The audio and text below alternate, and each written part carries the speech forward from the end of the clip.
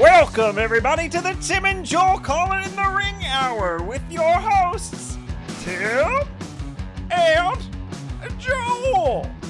Is that it? Is that the audio signature? Do I start the show like that every time? Oh, Kirby. Oh, Treat me so well. Err. I don't think that was it. We have minimal time to get it right, though. Actually, that's not true. We have plenty of time, and we have plenty of time for y'all with us today. Listening, maybe you're watching us live on YouTube. Welcome. Drop us a thumbs up. Helps us a lot. Gets us out there into the algorithm. Gets you talking about wrestling with our friends. Let's do that. And also programming notes. Starting next Wednesday, Tim and Joel Pod. We move to Wednesdays at noon Eastern, friends. Noon Eastern, 9 a.m. Pacific. What is that? BST? That's like 5 p.m. over in the UK, something like that. Don't care. No, we don't care about what certain MMA fighter turns wrestlers are saying. We care about what times people can watch us at. And that starts again next Wednesday. That's August 11th. We're going to be doing that.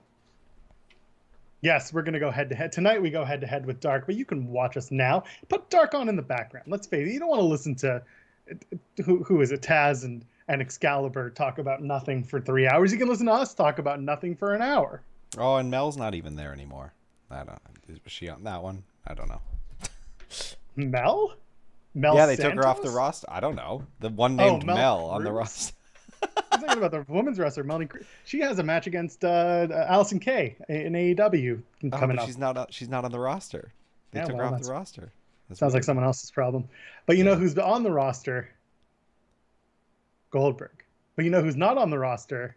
Goldberg's son, and should be on the roster. Team him. I don't know. He didn't get Papa's height, so maybe not. He will. He's 15 years old. My God. I stopped growing at 15. I've been this height since forever. It's true. You're a very nice 5'4". Yeah, I don't think people understand. Tim is very short. I am thoroughly Canadian average at a mediocre 5'8". That works for me. So we'll talk a little bit about Raw, because as is tradition. This is why I'm really excited for us to move to Wednesdays starting next week. We don't have to spend nearly as much time talking about Raw. We can spend a little bit more time on the AEW preview. We can spend a little bit more time talking about NXT. That would have been the night before. And then our Raw talk can go like exponentially down. But we're dealt with we're dealt the cards we have. Sunburn. I've taken to the drink. I can tell that. Listen. The match is official. We're doing Goldberg and Bobby at SummerSlam. Fine. Duh. It's fine.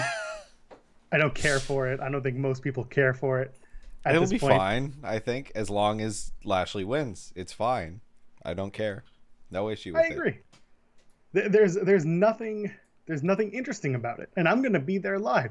That match is going to be the 5 minutes of me just being like, all right, cool. Someone goes through the barricade. Okay, cool. MVP just got speared. All right, okay. Now what? And that'll be that. It should only exclusively be used as a vehicle to get over Bobby Lashley.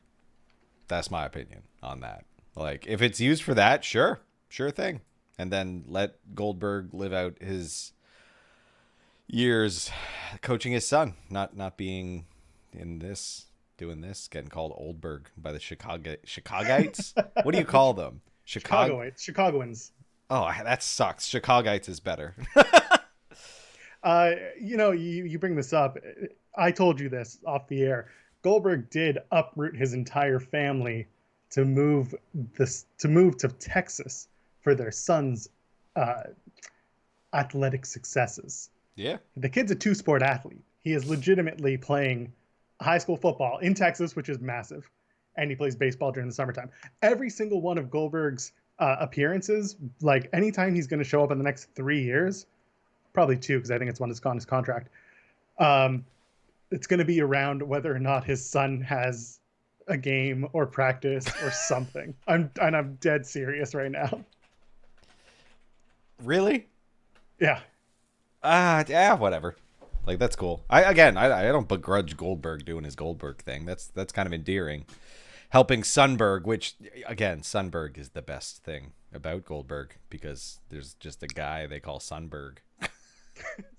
The kid's real name, to be quite honest with you. I don't want to know it. Don't ever tell me. I don't care. Wyatt chants throughout the night. That was one of them.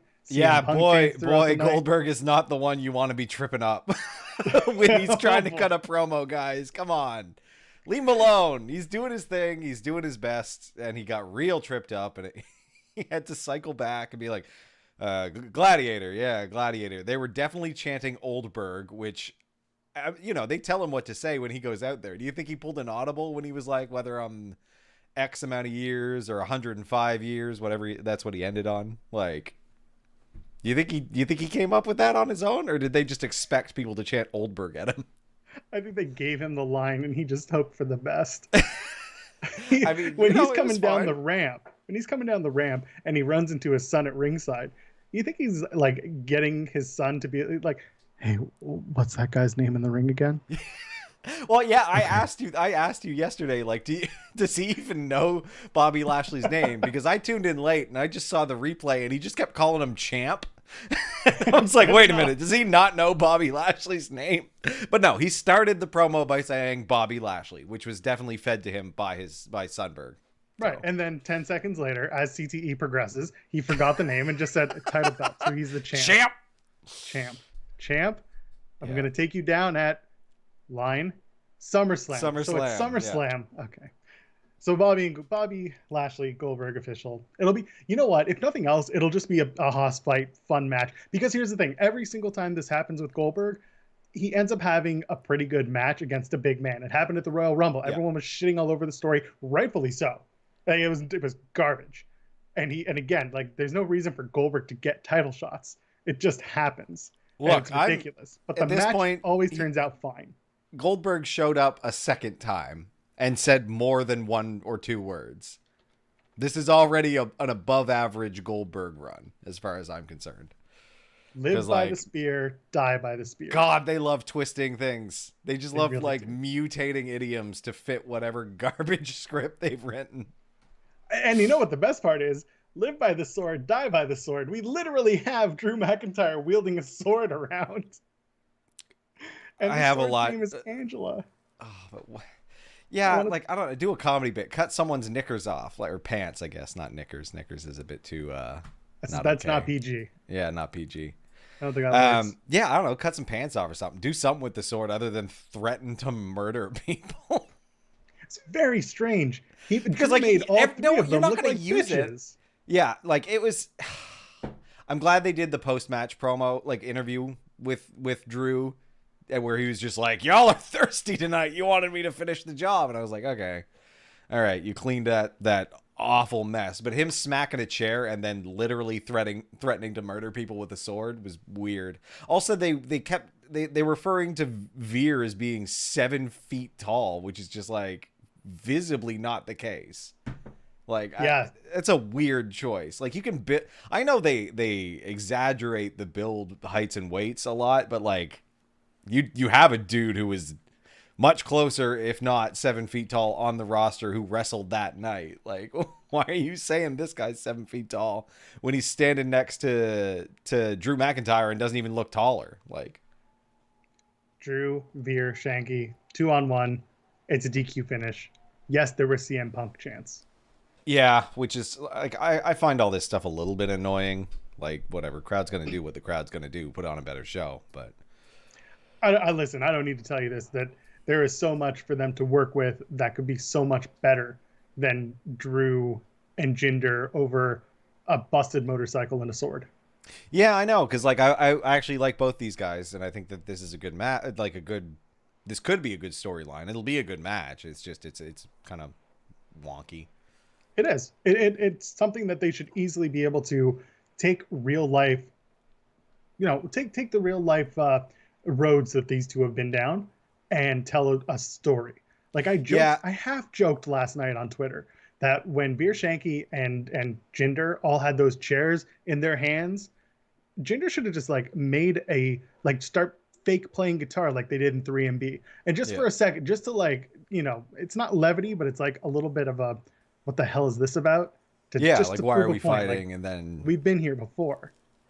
Yeah, it's I don't know. I think the whole thing is a bit hokey, and the sword just once again underscores like you can't bring that stuff in there. You can't have actual weapons around because it shows how phony and annoying this all is, right? Because like you got these people wielding chairs and other objects at each other, and they're already going through great lengths to make sure they don't get hit in the head anymore and stuff. Like you, when you bring in an actual weapon or you come down to the ring with a weapon, it just looks really stupid.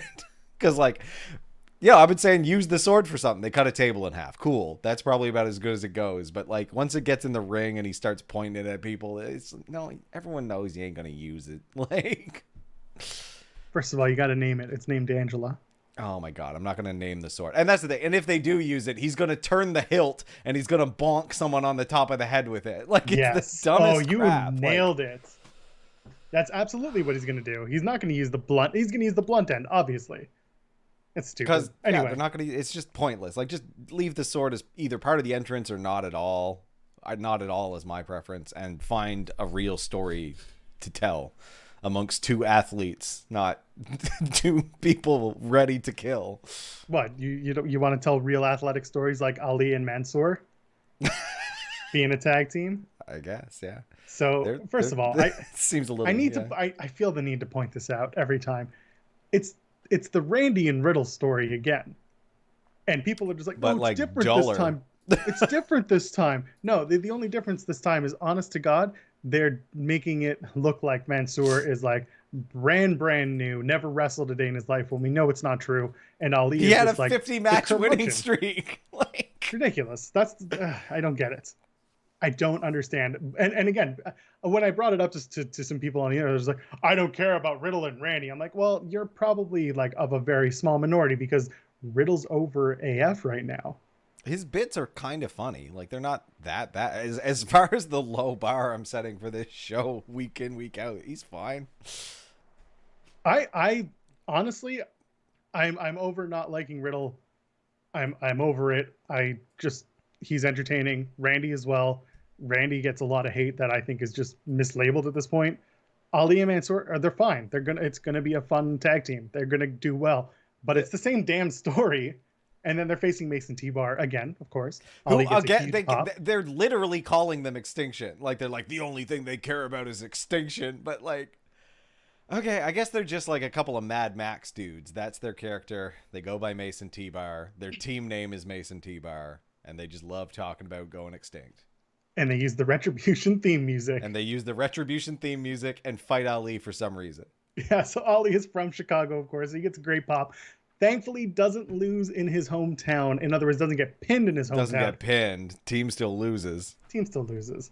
And then, of course, because they're at home, Ali takes high justice because now he's a dumb babyface. Yep. Sure. They win it quickly. It's another 3-minute match. They're just 50-50ing everyone again. I like Mason T-Bar's video package. Cool backdrop. There That's we go. true. Silver lining. Silver Lining and Red Faces, Nia and Rhea Ripley. Oh, she got busted. She did. I thought it was something. Turns out it was just an errant punch to the face. Good Rhea punch. was over, by the way. Speaking of Ali being over, Rhea was cheered big time. I actually thought that match was pretty good. Like clunky at times, but it was fun. Fun match. Honestly, Nia looked badass with the blood on her face. She did. She really did. I hope it was just a surface wound and that, just get it. It's a scratch. Yeah, 'tis but a scratch. They teased the breakup of Shayna and Nia again. And of course, Shayna just got angry and left the ring because that's what you do.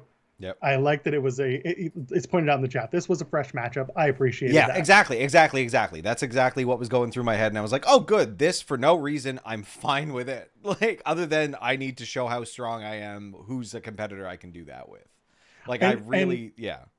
If Rhea Ripley is going to be a babyface, these are the types of heels she needs to face. Yep. To not only assert dominance, but also have someone like Nia who is pure heat. She's not liked. Her tag partner, maybe soon to be former, Shayna Baszler, is still cheered by the audience, but Nia firmly booed. Yep. Rhea firmly cheered. Doing the riptide to a woman of Nia Jax's size, that gets you real over. It really Sends does. a message. Yep. Yeah. And I like it. And you know what? And later on in the night, No Rhea in the main event. I still like that too. Same. Do we talk about the Charlotte promo? Uh, yeah. I mean, we probably should. Everyone wants to talk about it. I mean, why do you go there? Why I do you don't do know. it? It's weird. I don't know. I don't know why anyone, like, especially wrestling. They should just never talk about, like, a terrible thing could happen in the US and they should just not talk about it, because it, like, they're never, nothing they say is going to be consoling or interesting. It's just going to be weird and unpleasant. Like, this wrestling is so phony. Like, it just, you can't take real things and make them of any value, because it went nowhere. Like, she said, I'm gonna have my own mental breakdown. She's like, but she's pleading with the audience, stick with me, I'm going somewhere, and it went nowhere. Other than to say, I'm gonna have my own mental breakdown, which is dumb. Like, I see it in the chat, people saying she didn't write it. I don't care. She's been with the company long enough that she should be able to veto things as they're presented to her. they're all one entity to me too. Like, this is being put on the TV. The whole show is brought down because of this. Everyone involved with it is part of that. So, yeah. Best part of the promo, honest to God, Nikki Ash with the chair. yeah, that was great. Doing the Bart Simpson hitting Homer while he's in the tub. It's the same energy, and that's all I got from it. It was I'm going somewhere with this. No, you're not. You went nowhere. And then the with Becky this. chance again, which again, not her fault. You know, she handled it well. It's just it's annoying to me because I don't care that much as these. I don't think the fans care that much. Honestly, they're like, You think whatever. everyone's just looking for something to get upset about? Yeah, exactly. Do you think that once Becky's back, they're not just going to be obnoxious anymore? Like, the internet has ruined wrestling audiences. You've been obnoxious for a long time now. And it doesn't matter who's in and who's out. The product always has some flaw that is getting ripped on at some point if it's WWE, which is making, like, watching these programs kind of annoying because, like, you're ruining people's promos. I'm glad that like, people keep trying to do the what thing and it sucks so hard and is failing now. I've seen it in the last few episodes since they've been back in front of fans. It keeps flopping because people know how to handle it, and it's like, now, here's what I hate. The fact that people are handling it. At one point, someone within WWE or someone associated with it are going to be like, remember that thing that WWE posted the first night fans were going back and it was all the what chants? They're going to say that it was because of them that the what chants went away. Because you all said that they should stop doing the what chants. They're absolutely going to take... they're gonna say it was all because of them. Yeah, no, and it's not. It's because the wrestlers know how to handle your dumbasses now. It takes a long time for them to learn, but they learn eventually.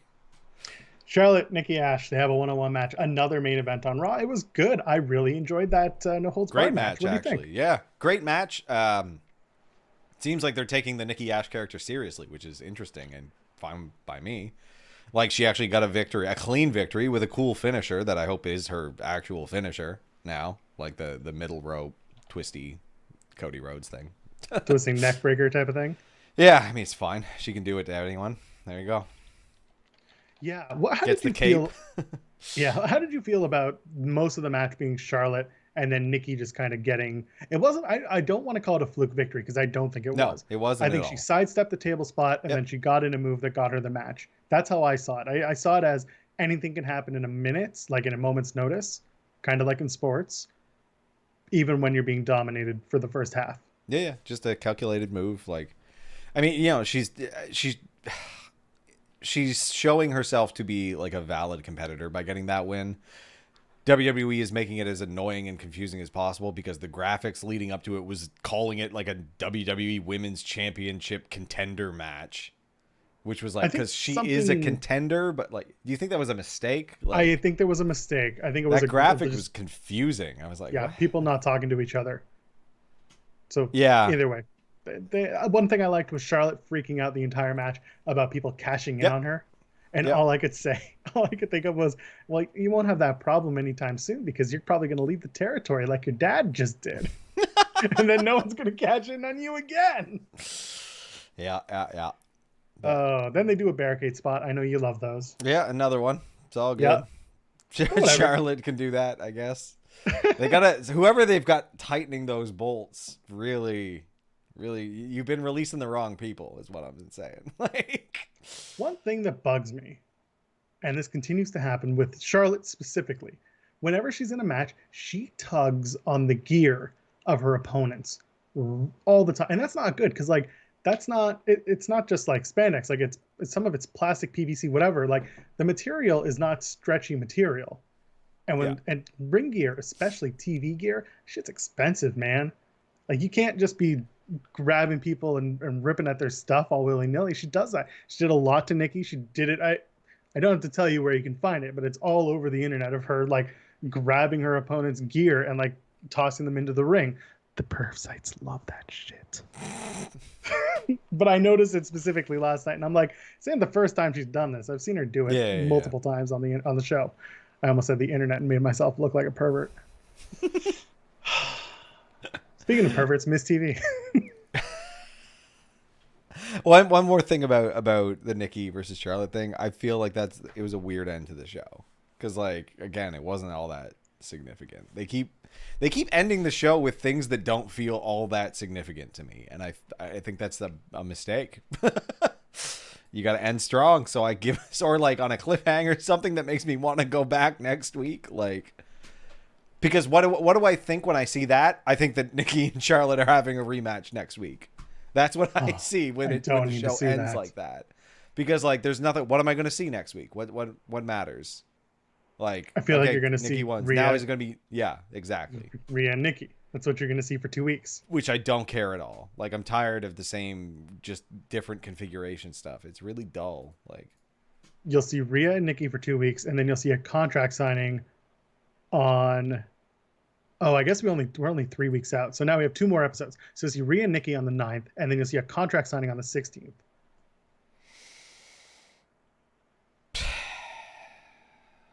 Miz TV, Damian Priest. First of all, Riddle and Priest in the back. Priest said he went to Lollapalooza, and I'm just like, Mo, please get tested. Please, for the love of God, please go get tested. Please, for the love of God. Nah, it doesn't matter. I watched the Foo Fighters set from Lollapalooza. That's a lot of 2 hours to watch. I love Foo Fighters. Man, but they did 2 hours. That's too. I don't. Whatever. And I watched the Limp Bizkit set. It was so good. Yeah. So good. If you haven't watched it, I'm not even a huge Limp Bizkit fan, but there's so much ridiculous shit that happens in that set, and they play well. They're tight. Yep. Go watch that set if you haven't. It's fun. More CM Punk chants. Don't know why. Are Punk and Miz a thing, or is it just because it's Chicago? Actually, it's both. There's 2 things. Okay. One was CM Punk had once tweeted out something about a money and blood-soaked dick in Saudi Arabia tweet. Yeah, that was a thing from years ago. Yeah. It's a visual. That's a thing. Anyway. The Museum of Modern Moistness. Where do you think it's located? I asked on Twitter. People didn't really have an answer. Somewhere in Florida. Somewhere in Florida. Florida. Tried to tell me Colorado. Place is humid. No, Colorado. No. I don't know why. Elevation's too high. Nah. Somewhere in Florida. I feel like there's a lot of weird museums in Florida, you know? That's true. Could happen in Ocala. Montana. That's one. Okay, yeah. Let us know. Let us know in the comments, where is the Museum of Modern Moistness? Because I want to go there. I want to have an event there. I want to have like America's Most Wanted live and in person at this event at the Museum of Modern Moistness. So Priest cuts a good promo, huh?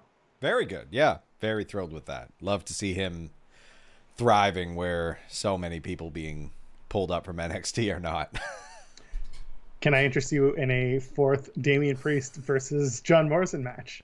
I mean, yeah, because then it turned into another match. One of those classic Raw moves where the match ends and then we get another like repeat match. Damian Priest is now 4-0 against John Morrison, and then he technically goes 5-0 because Sheamus and Ricochet join the fold. We know why Sheamus joins. Ricochet, I guess, because of the whole Sheamus and Ricochet stole your stuff.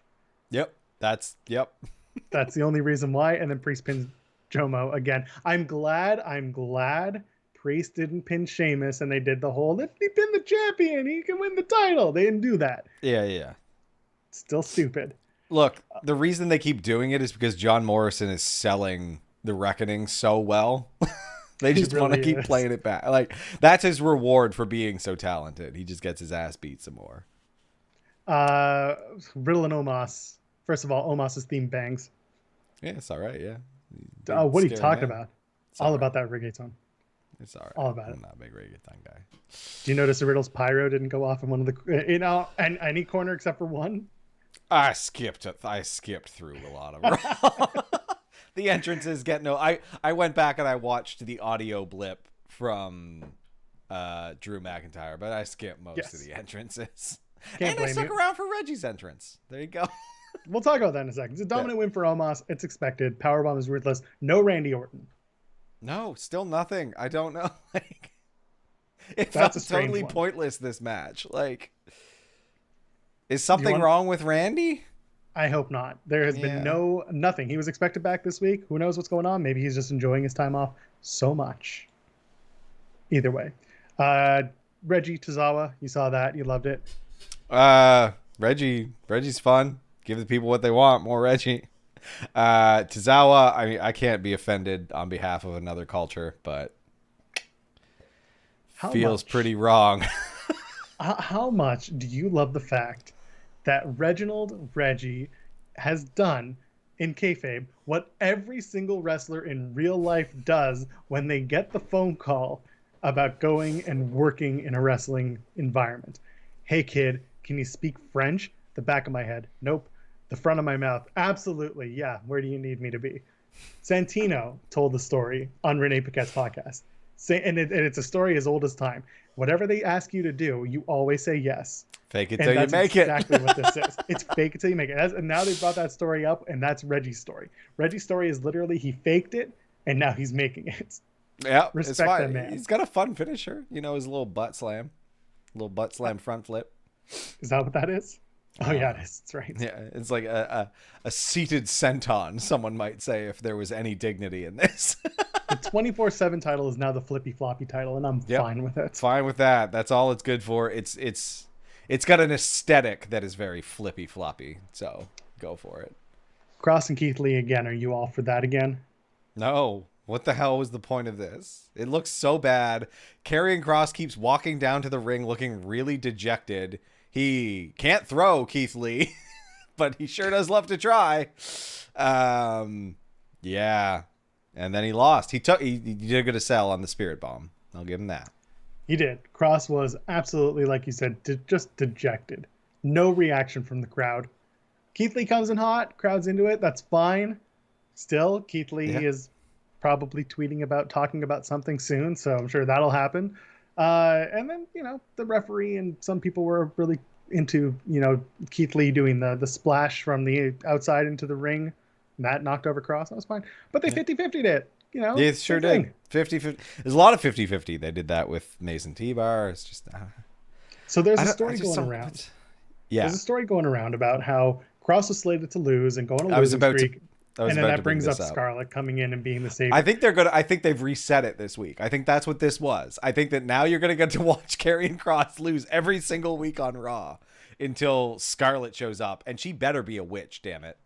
Like, I don't believe unless she's a witch and he sells his soul or something. Like, this is a pointless story.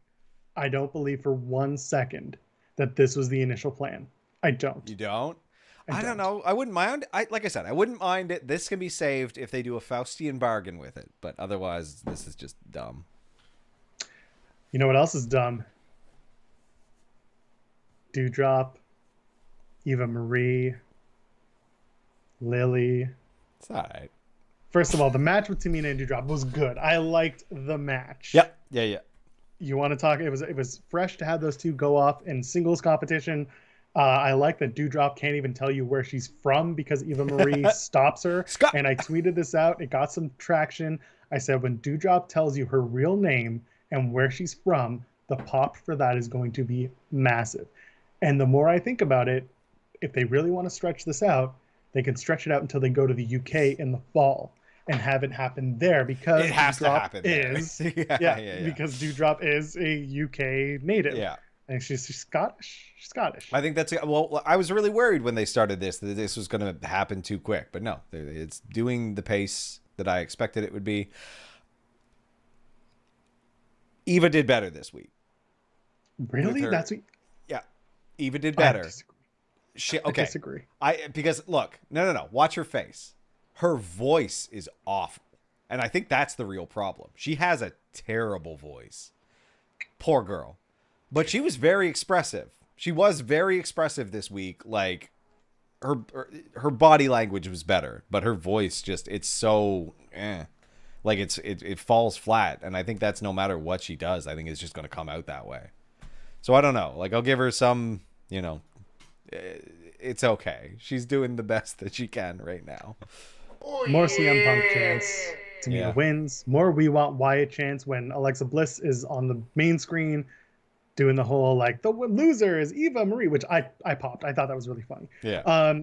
Now there was one spot in the match where I was like very confused. They do this weird spot where there's like the cross body setup where Doudrop it's like the finish. It's usually the finish. It was very strange because it felt like they were trying to make it a miscommunication and then it became an actual miscommunication going into the spot. So I don't know what happened. Either way, Tamina got the win, and then they go backstage later on the night and they assault Lily. They assault. Doudrop attacks Alexa Bliss, kicks her, and Bliss is selling, sure, whatever, and then levitating Lily. And I swear to God, the audience is laughing. You can hear the crowd laughing in the stands. Why wouldn't you? Would you take it seriously? Like it's a comedy bit. It's so confusing that they want to make this a big thing with Lily, but they can't. They can't figure out how to make it a serious storyline. Well, they try. It's so misguided because they're like, Lily's been influencing people forever. Blah, blah, blah, Jack the Ripper, blah, blah, blah, the Zodiac. And I was like, no, piss off. I already hate true crime stuff. Like, don't bring this into my wrestling and make me have, like, a double whammy of stuff I hate. Like, I have a feeling that they're going to do a cross promotion with Lily and the new Chucky series. Oh, okay. So that's three things I really hate because I can't stand the Chucky movies. I don't get it, and I don't care. Like the ad spend on that TV show is absurd because like I don't think I've seen any actual legitimate interest in it other than people like interest for money. Like articles being run as ads that are pretending to be like reviews and stuff. Like I don't know a single person who cares, which is, my bubble. But like I do have friends who like horror. No one's excited for the Chucky TV show. I'm not either, but I'm 99% sure that they're going to try and cross promote it somehow. That sounds horrendous. Keep it off my TV or I might never watch Raw again. I think that's all from Rob. Is there anything else you wanted to get at? I don't know. It just, someone mentioned it in the chat. Like nothing mattered. It wasn't important. Like it's 50-50 every week. Like I'm not excited to see what happens next Monday. So like you're making bad TV. Like, and then someone also mentioned like going back to the Charlotte thing, the Bix had like a really good thing about it where it exists in this quasi like not quite fake enough, not quite real enough to be touching on real life situations. So do not. But what you can do is drop a thumbs up on this video. If you're listening to us on your podcast, do me a favor, drop us a 5-star review. It'll absolutely get us a little bit closer to getting into your friends' ears and maybe some new friends. Who knows? We have a Discord as well. If you're watching us on YouTube, there is a link to the Discord. Go ahead, click that link. You can come and join us. We talk about wrestling. We talk about music. We talk about everything. We talk about the whole shebang. All right? So come and join us over on the Discord. Let's talk about Dynamite. We got Homecoming coming.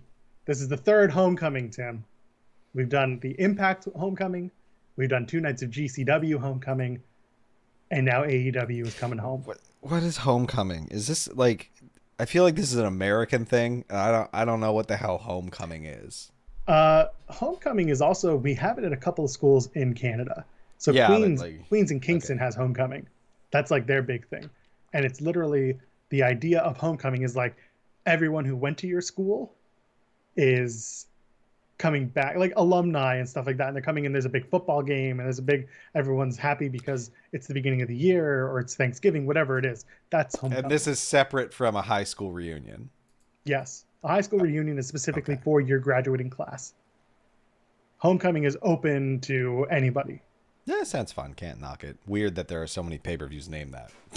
I don't know why, and they're all in the For same, touring like, cluster shows, of for time. shows that are touring shows. Like, I don't...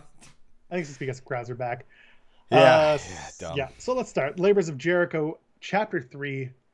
Juventud Guerrera makes his return to TNT to face Chris Jericho, who must win the match with a move off the top rope. Fine. How do you do a top rope Judas effect? I don't know. You just fall off the top rope and hit them with your elbow. Graze them with your elbow. What move off the top rope could Jericho pull out? Because the lion salt is he a second. gave up on the lion salt. It's been a while since he was also, made fun of. Like, it's a second. It's a second rope move. Yeah. What move could Jericho come off the top rope with? He can do. What's he gonna do? It's gonna be an elbow drop. It could be. It could be a missile drop kick off the top rope. That can't win. Please don't win a match with a missile drop kick, Jericho. Hey man, back in the day, that was the finish, bud. Yeah, I know, because wrestling used to be very bad. Oh, what's the story they tell on a couple podcasts? It's the Harley Race is asking somebody, "What's your finish, kid?" And the guy says it's a missile drop kick, and he takes a big long drag of his cigarette and he says, "I'll move," and that's it.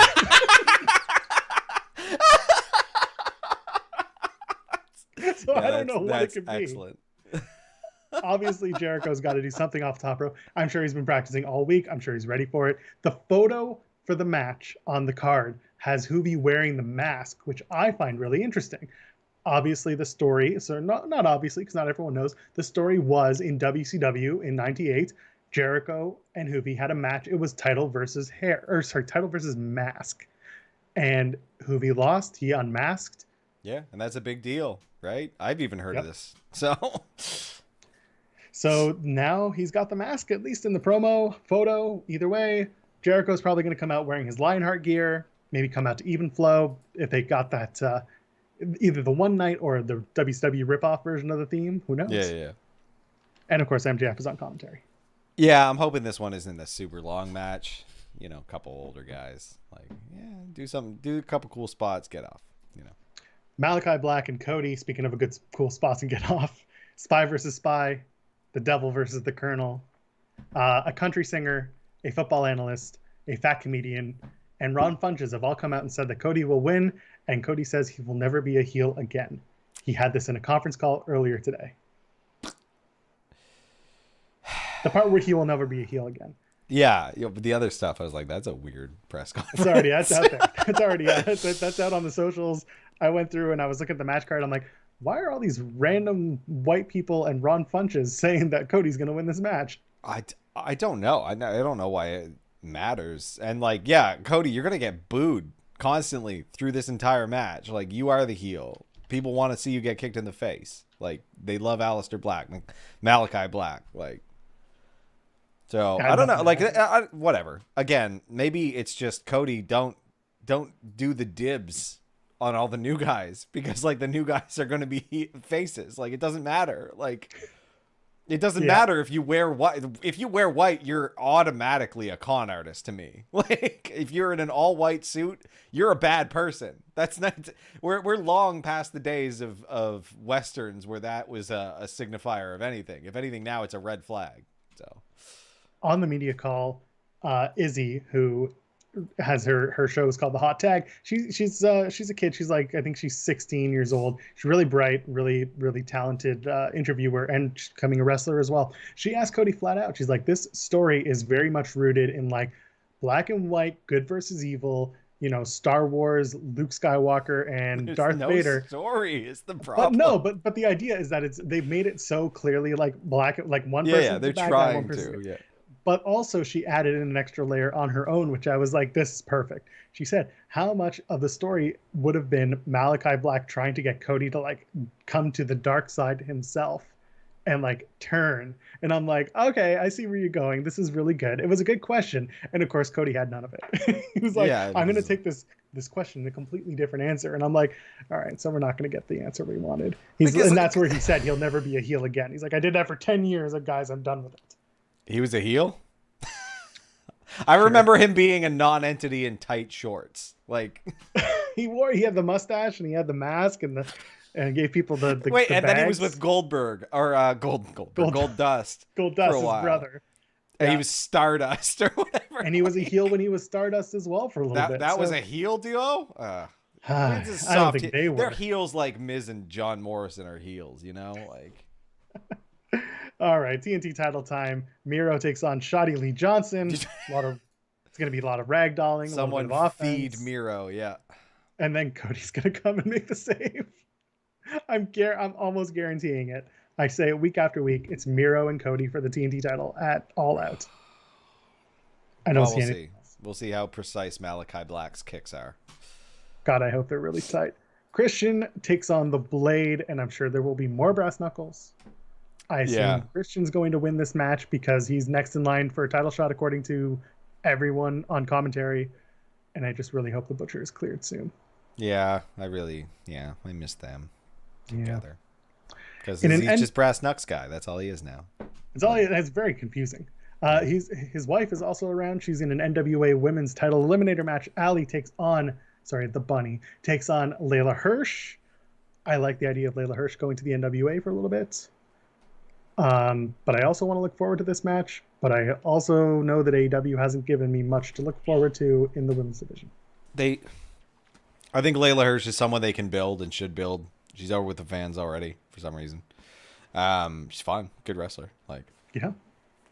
Serena Deeb is injured again on the NWA side of things. Camille, who is the NWA World's Women's Champion, hasn't been on Dynamite, of course, because don't know why. And honest to God, Impact is doing more for their crossover work with AEW. Impact is doing more with their NWA crossover work than AEW is with NWA right now. I don't know. NWA seems toxic, so I don't know how much I'd want my brand associated with it. Yeah, and that's the thing. Just take the women, right? Because it's a little easier. I watched some of Power tonight. I will probably not watch Power anytime soon. Yeah. Anyway, you want to talk about NXT? That's happening soon. Oh, it is. It is. All right. What's happening in NXT?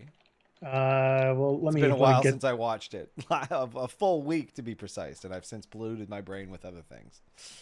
Yes. Listen, last week we had Pete Dunne and Oney Lorcan against Tommy and Timmy. Ridge Holland is back. That's pretty neat. I'm really happy to see Ridge Holland. Yeah. I think the dude was down and out.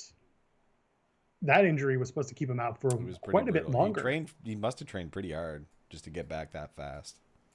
Insofar, he is going to be in action tonight. They haven't announced who he's facing, but I'll tell you who it is because it's not a spoiler. It's Ike Manjiro. That sounds awesome. He's gonna eat that man, but it'll be fun. He is. He wants to fight the big guys. He's gonna keep losing. Will he eat Ike Manjiro's jacket? Maybe. No, I don't know. I think Mason T-Bar were talking about eating them at the start, pre-match. They were in the ring just shouting something. I'm gonna eat them. They're little. No, that sounds exactly like something they would say. They're just getting real weird with it. Love it. Pete Dunne and Oney Lorcan, they're not done with Tommy and Timmy. We know that that's going to happen again. The chair chuckers, please. Yes. Joe Cross and Regal. I can't do the yelling anymore. So it's official, but I don't think Cross is going to be dropping that title. We talked about that last week. Yeah, I don't know. I'll tell you why. They keep teasing Joe and facing off against the top 5 or 6 guys in NXT. It doesn't work if he's holding the title. No. Because Joe's already come up to the main roster, I don't want to say made himself look like a star, but he's already had that main roster experience, and therefore him coming down and working top 6, he's got to drop that title, but NXT doesn't just hot potato titles like that anymore. No, but they might for this. Actually, they kind of have. They have done that. They have hot potato titles. A little bit. I don't know. I could see him taking it from Cross because they have him on the main roster and he's been on 3 weeks in a row now, right? So, yeah, I don't know. I still think Cross keeps it. I can see him pulling double duty and then just dropping it before the draft. Could be. Easy as that. But like, yeah, I could see it being another respect one, like on an episode of just regular old NXT where Yep. where Joe is just like, okay, I got the title, but seems like a conflict of interest given my responsibilities here. Who wants to take it from me by wrestling me? Tonight they are airing that cross segment, the one that had to be reshot. So we'll see if I assume they're going to edit out all those Hardy chants. And I'm not talking about That's Hardy like the very soup funny. series. Yeah. That's delightful. Yeah. Grimes the Butler. Yeah, more jokes. The golf club thing, little hitting the guy in the crotch. Never gonna not be funny. I am all about if you're gonna follow through, make sure you get the dick and then you get the head. It was beautiful. It was cartoonish. Very well done. Loved it, and he got the hole in one. And what did you think at the beginning of the first segment that they ran? He's cleaning his balls, and they do the background shot. It's so stupid. I loved it. It was very dumb. It was very funny. The gusto with which Grimes does his job is very, very fun. Yeah. Grizzled Young Veterans, of course, get into it. They're part of it, and now we're going to do DYB versus Grimes and Knight tonight. Because why not? That's how you do. It wasn't me who hit you in the dick. It was That's how you wrestle. Yeah, it's good. Great stuff. Raquel Gonzalez got turned on. I kind of just don't care about any of that. I don't know why. I just don't care. Like, for me, it had to happen sometime. To me, it felt weird that they wanted to do that at a taped show. Yeah, like I don't know. I don't know. I knew it was coming, and it's just like I'm not that hyped for that match. It might be good. Hopefully, it surprises me. I don't know. Well, tonight Dakota Kai explains her actions. Well, I don't care. I assume it's just to set the match for Takeover. Because she wants the title. I don't like. What is she gonna say? Like, yeah. She'll come out. What? Make it that Raquel Gonzalez hit her like child sibling with a car. Like ages. I don't know their age difference or anything. I don't know. Get real dark with it. Do something because I don't care. Like it's gonna be. I don't want to stand in the shadows again. Like I don't care. What's the over under on someone getting attacked in the parking lot tonight? Hopefully pretty high. It's a dangerous parking lot. Usually some good stuff. It'll probably be Drake Maverick. Ooh, I'm fine with that. Just for the hell of it. Just beat his ass in the parking lot. I was going to say he's not on the show. Imperium versus Hit Row last week. It was Barthel and Eichner versus Top Dollar, not Nada, and Ashanti the Adonis. And of course, as we said, Legado del Fantasma got involved. No shocks. No. Are we putting Imperium back in the title scene? What do you think? Should they be? You don't care. No. Why don't you care about Imperium? Why don't you care about Walter? I do care about Walter. I like Walter. I don't know. His cronies are boring. You're boring. They need to get a lot more intense about their love for the mat. It's got to get real uncomfortable. That's true. I would love to see them get very uncomfortably close to the mat. Like they should just be like, I don't know. Their wrestling styles don't even quite suit this character, I find. And I feel like they could lean harder into that. Now, one thing you could do is they never go to the top rope anymore. Exactly. Ever. Like never. Like they need to be like actual mat wrestlers and just like to the point where like it might bore fans, but if it fits their characters, like you're going to get a lot of genuine heat from that. Like, and it'll be really exciting to watch people overcome it. Like, I think they're just not going hard enough into what that character is. And yeah, they screw around too much, like they do outside the ring stuff. They do, it's like, no, you wrestle. Like you got to be a pain in the ass actual wrestler. So tonight we're going to see Top Dollar, not Nada, and Ashanti the Adonis taking on, of course, from Legado del Fantasma, Raul Mendoza and Joaquin Wilde. This is something I'm looking forward to because these four are probably going to maim each other. Yeah, I think they'll have a lot better chemistry this week. I think it's going to be really interesting to see those guys go. Can only assume that Santos Escobar and Swerve are not far behind. Yeah. Carmelo Hayes and Josh Briggs went at it for the breakout tournament. We have a bracket for the breakout tournaments now that only made it much more clear to me that Odyssey Hayes versus Sorry, Odyssey Jones. Odyssey Jones versus Carmelo. I had Hayes. And anyway, yeah, it was Odyssey pretty. Jones is either going to take on Carmelo Hayes or Duke Hudson in the finals. Yeah, it was just once they had it laid out, I was like, all right, Trey Baxter's going to win this, and then this is going to happen, and this is going to happen. Yeah. Josh Briggs is, how do I put this nicely? He's not someone that I see as a star. Yeah, he's just a guy, eh? Kinda. And I've always had this thing with him. If you haven't seen him wrestle and you haven't seen, like, first of all, he's very tall, which is fine. He's not like the defined big guy wrestler, which again, that's fine. What really bugs me is that he had surgery on his upper leg somewhere, so he wears a sleeve, right? Yeah. And then he wears trunks.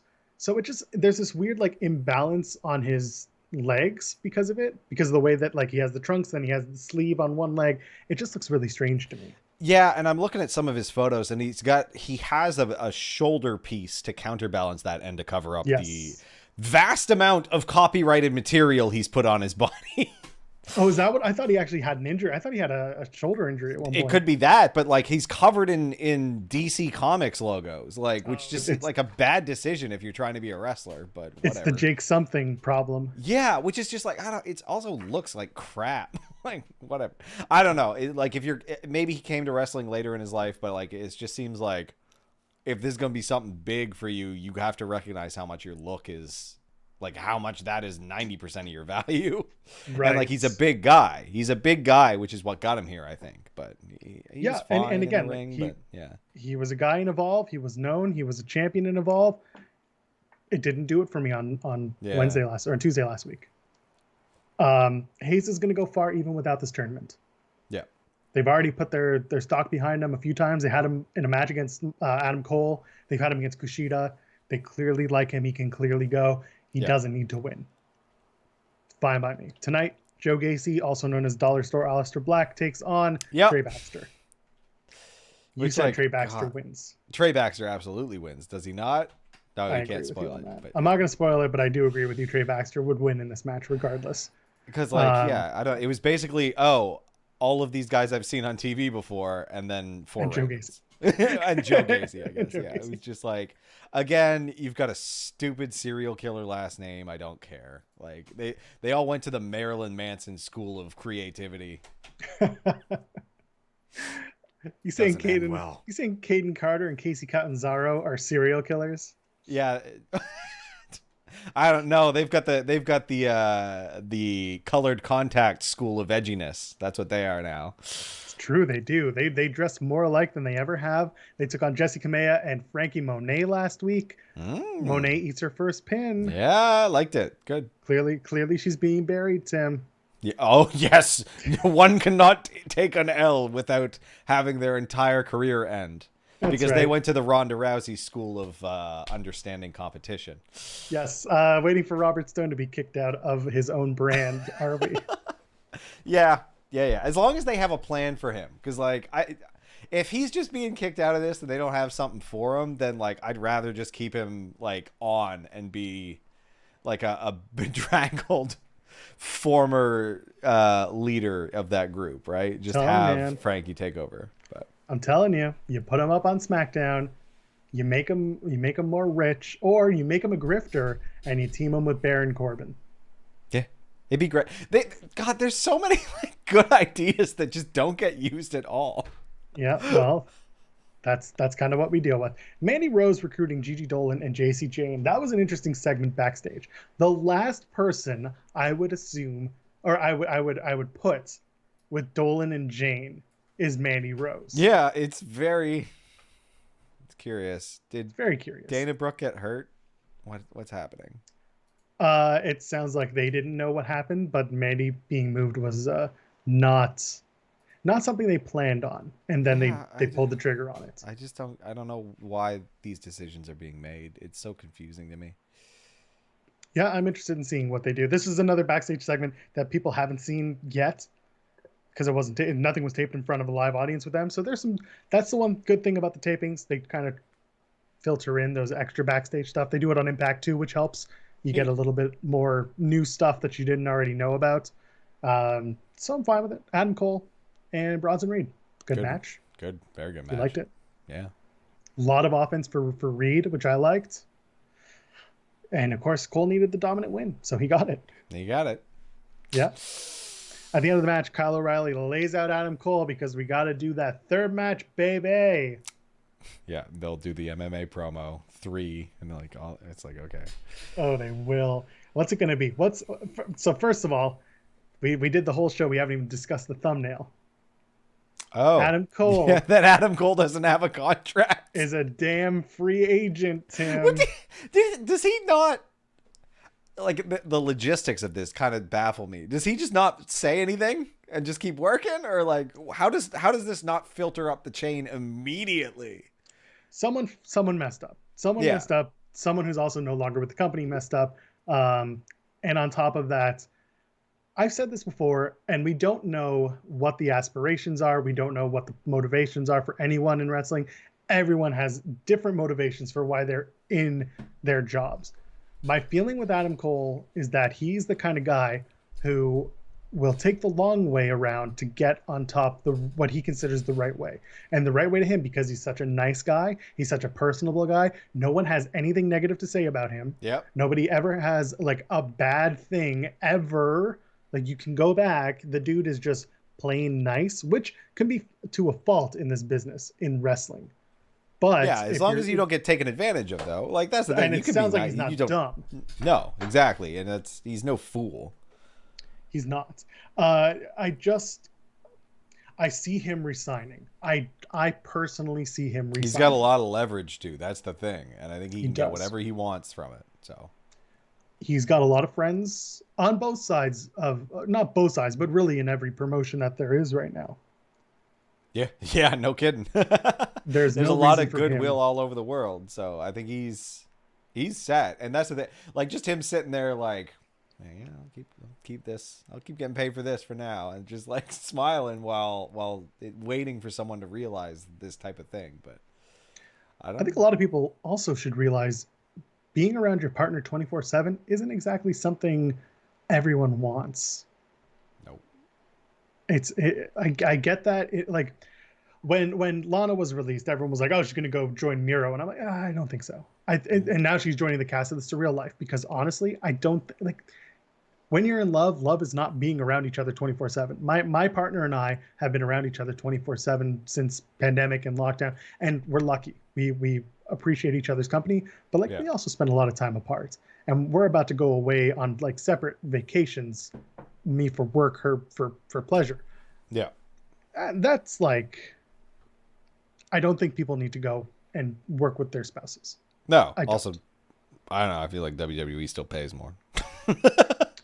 Yeah. I mean, listen, both of them have the purse strings open at this point, but they're both very wealthy, but like, I think he'd make more money at WWE, but he could also continue working up, down, down. He could get something in his contract for his own channel for Chugs, which does quite well financially, and also it's something that I think he really enjoys.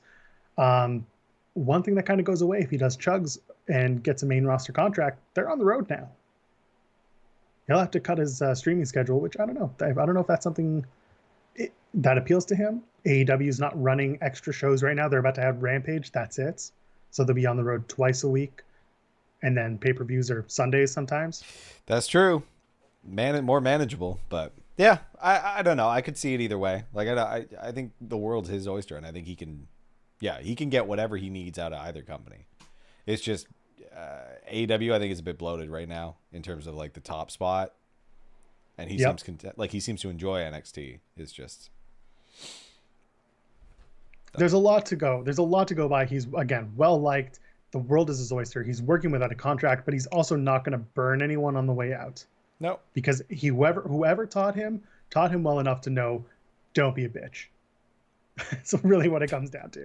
Like that's the thing. If he wants to, he can end up negotiating a top spot in WWE. I think there's a lot of room for him to go up from NXT into the main roster if that's what he wants. But there's also a lot of room for him to just stay in NXT if that's what he wants. Like he's got tons of options there, whereas in AEW, I think the creative options are more limited if that's what is motivating him. It's just, I don't know the guy. I don't know what is motivating him, but I'll finish with this to contradict everything I'm saying.